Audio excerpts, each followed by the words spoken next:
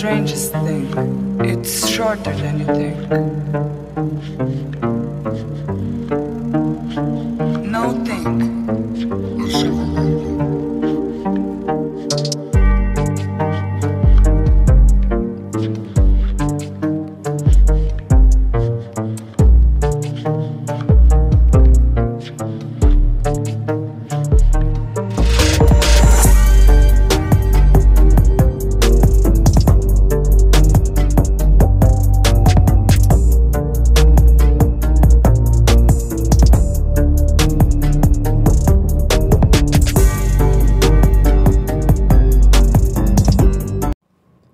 What's up, you guys? Welcome back to my YouTube channel. It's your girl Queen's House Crime, and I'm back with another video. Make sure y'all like, share, subscribe, comment down below. Shout out to all my supporters, my subscribers, my members, my moderators. I appreciate y'all and I love y'all very much. Today we're going to be talking about the Jelani Day case. Yes, Jelani Day's case.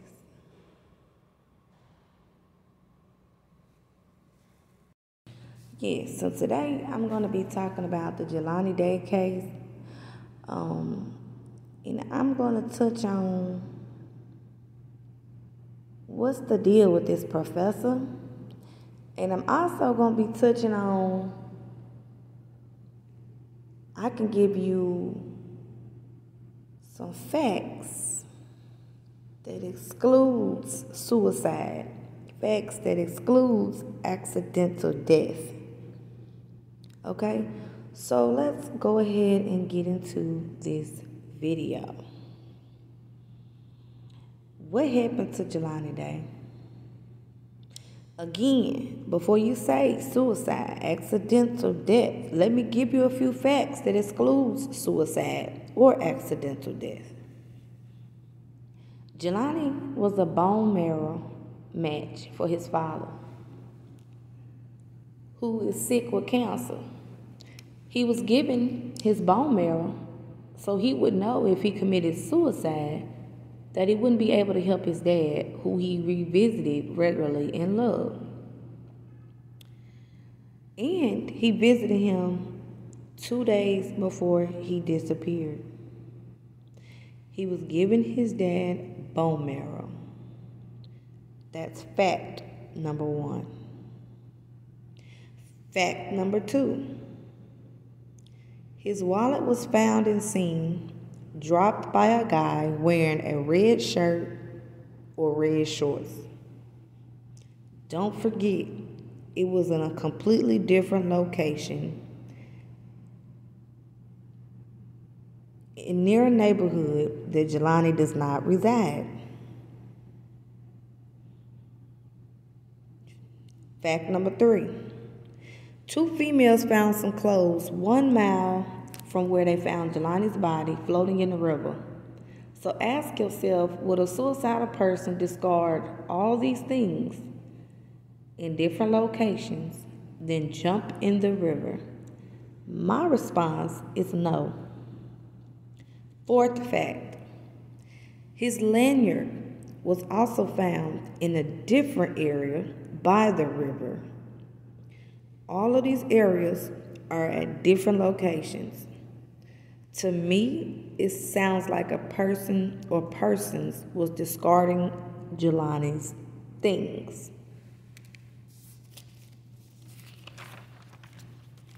5th fact.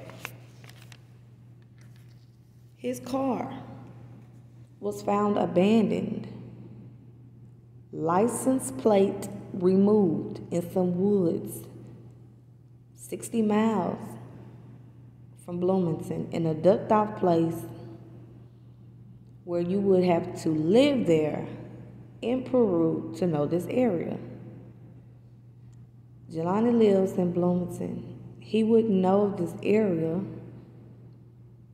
and people say, well, we don't know all where our kids go. Well, let me tell you how we know. The lawyer spoke out and said they traced his phone records and his past phone records and he has never been there, nor has been in contact with anybody that lives in Peru. So they was able to trace that he's never been to that location. Just before someone says, oh, we don't know all where people go. Well, before they assumed, they did they search. So he's never been there before. So if he went to meet somebody, this would have been his first time. Now, would Jelani remove his own plates then jump in the river? No. Matter of fact, BPD in LaSalle, Peru, have you found his license plates yet? Because they're still missing. His license plates has not been recovered yet. So that tells me whoever removed his plates still has them or has thrown them away somewhere. And that is the fifth fact. Abandoned car, license plates removed, the clothes he was seen wearing at the dispensary in the car, and I'm going to give you some extra facts that nobody knew in just a minute about what else is missing. Sixth fact. Jelani was a good swimmer on the swim team. He knows how to swim well, so again, he could have swam to safety if he wasn't harmed or hurt before getting thrown in. So if he wasn't harmed, when Jelani went in that river, he could have swam, he could have saved his life and swam to safety. So question for the coroner. Did you find any water in Jelani's lungs? I will bet you that you won't. But let the people know if you found water in his lungs, because if you didn't, he was dead before he went into that river. All these factors exclude suicide and accidental death. Coroner, was there any bruising on his body? That would prove struggle, a fight. And he can swim. So y'all can't say it was an accident and he just drowned. He's a swimmer. He can swim. And you cannot say suicide, because who would discard all their things in different locations and then jump in the river and take off their own license plates? Make that make sense? It doesn't, because it's not true. Let's keep going. Seventh fact. The clothes he was seen wearing in the dispensary was in his car. So he changed clothes before jumping in? Does that make sense to y'all? Hell no. So mom said his pants, shorts was removed. Socks and shoes was removed before he jumped in. That's what they want us to believe. It sounds like somebody removed his pants, shorts, socks, shoes, and threw him in.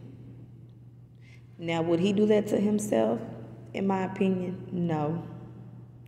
All these facts point to foul play. Jelani had assistance getting into that water. He had assistance getting into that water.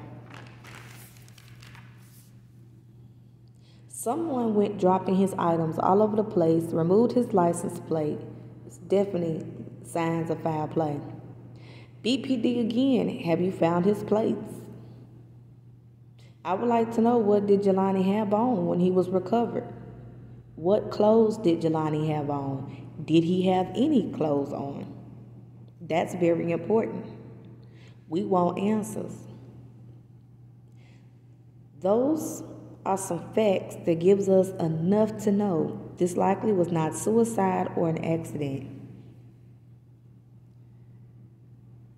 Not suicide, not an accident. Let me give you An eighth fact that I just found out.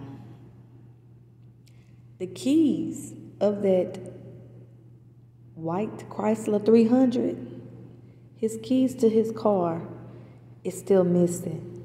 That's the eighth fact. His keys to his car is missing. Eighth fact. Ninth fact. His phone is missing, still not recovered. Ninth fact. I gave y'all 9 facts that exclude suicide and accidental death. And I just found out about the keys and his phone still being missing. That automatically lets you know someone has them. And his lawyer spoke out and said those are the things that's missing, and they know that it wasn't an accident or suicide. And they have facts, and she released a couple of those. She said his license plates we cannot find. They're missing. His phone is missing, and the keys to his car is missing. So he would have drove his car and did what with his keys? And then jump in the river? Does that make any sense to y'all? No, it does not, because it's what? Likely not true. Someone has his keys. Someone has his license plate. Someone has his phone. And they didn't throw those things out in different locations. So it lets me know someone has them, or they threw them away in a different location. Because the police still has not recovered that yet. Jelani still has items missing. This has got foul play written all over it. Ray Charles could see this is foul play. Now let's move on to this professor. Okay. This lady was concerned for Jelani before mom even knew what was happening. This professor has risen eyebrows for me for her over-involvement with Jelani before he was even recovered. Tuesday, Jelani was at the school at 6:50 a.m. He had logged into his computer. He had patients to see that day. He had clinicals that day. And there is footage that proves that he was on that school campus that morning. Tuesday, August the 24th. Allegedly, they said he didn't make clinicals that morning. So where did he go? Because he was there on campus, and that's weird to me. There is video footage of him dressed up, looked like he's ready to go to a meeting, ready to see patients, logged in. How did he not make it to the meeting? How did he not make it to the meeting? So where did he go? And Kara, the professor, stated he missed that meeting with her. But yet again, he was on a campus. And he is visibly seen on that campus. So is Kara, the professor, lying about Jelani missing the meeting in clinicals? Because we see him there on that campus. We see him there with our own eyes.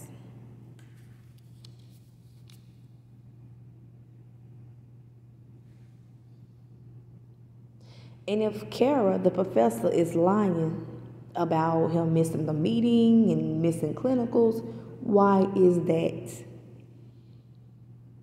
Why would she lie? What does she know? What happened? What was the relationship between Kara and Jelani?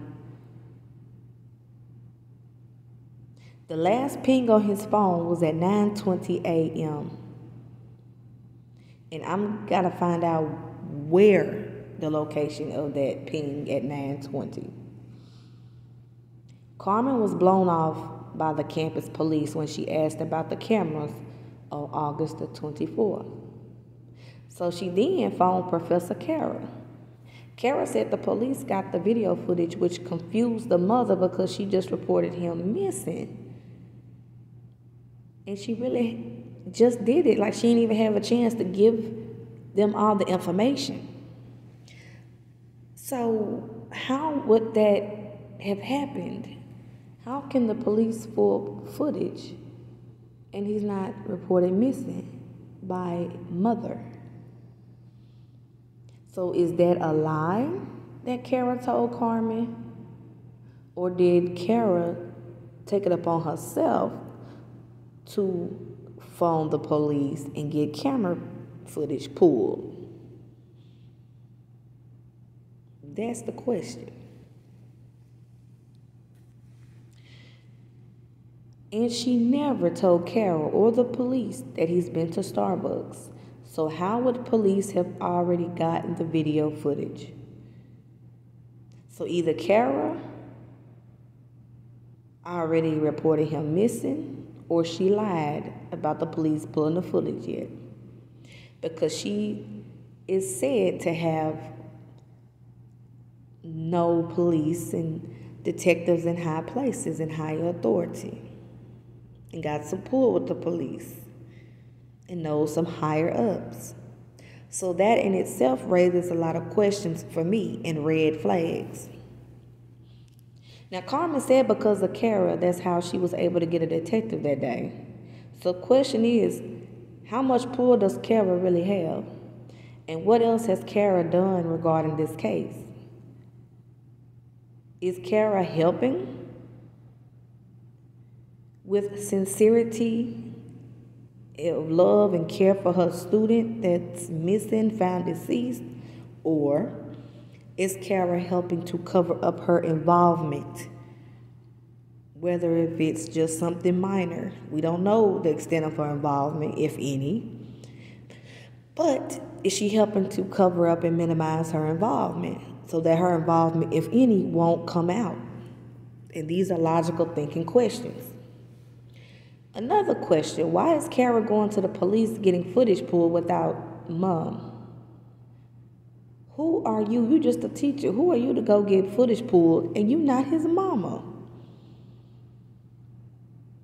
Who are you? Why not with mama? Did Kara know something was wrong with Jelani or figure something happened? In my opinion, Kara knows more than what she's saying. What really happened to Jelani? So FBI was asked to help with this case, and I'm hoping they provide more answers because BPD and LaSalle Peru Police, something is not right here, and they completely dropped the ball. Also, there was a video shown to Carmen on August the 27th of a guy knocking on a stranger's door in a neighborhood. The police showed it to Carmen and said, "Is this Jelani?" They wanted to know if this was Jelani. Okay, August the 27th. This was 2 days after he was reported missing. She reported him missing that Wednesday on the 25th. The police sat her down on the 27th and showed her this video of a guy, and they wanted to know if that was Jelani Day. She said that's not her son. Now, it is the end of September.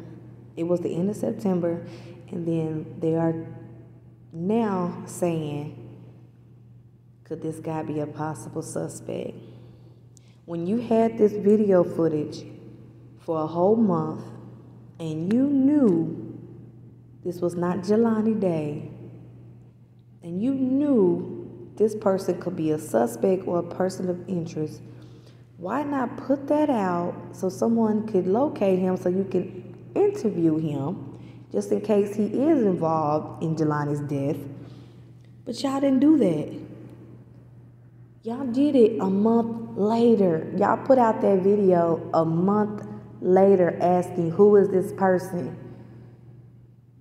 That's a person of interest that might be involved with Jelani Day's case. He might have seen something, know what happened. But y'all put it out a month later. Why?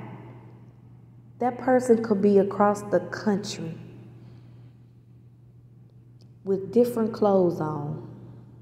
We'll be lucky if somebody call in and give identification because y'all waited a whole month to put that footage out of that young man knocking on a stranger's door, that he gave his footage, his home footage, to the police.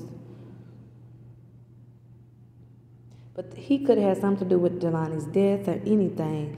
And y'all had it August 27th, and y'all just now putting it out the end of September, asking if anybody know who that is, and that person's in the wind.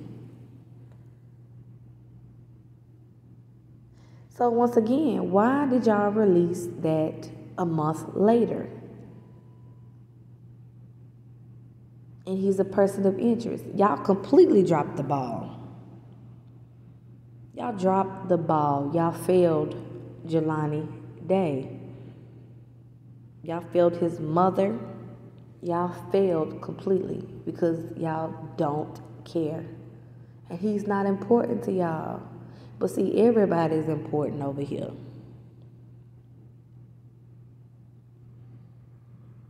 And I'm going to tell y'all about y'allself. Y'all lack of urgency, y'all lack of incompetency, incompetent law enforcement, LaSalle, Peru, BPD, is why we don't have no answers right now in this case. Even on down to the coroner, incompetent, disrespectful. Yeah, we know how y'all disrespected Carmen. We know how y'all talked to Carmen. Yeah, she said all that on the news. Incompetent, disrespectful assholes. That's exactly who y'all is. Y'all don't deserve y'all jobs.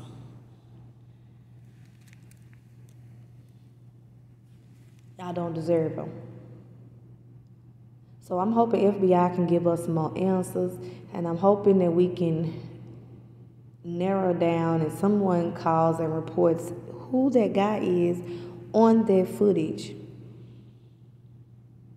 because he might know something about Jelani because he was caught in that area. And there's no coincidences in true crime. So again, who is that guy on the camera and what does he know? This your girl, Queen Talks Crime. I'll be back again with another video. I love you guys. Thank y'all for watching. And stay tuned for a new video tomorrow. Justice for Jelani Day.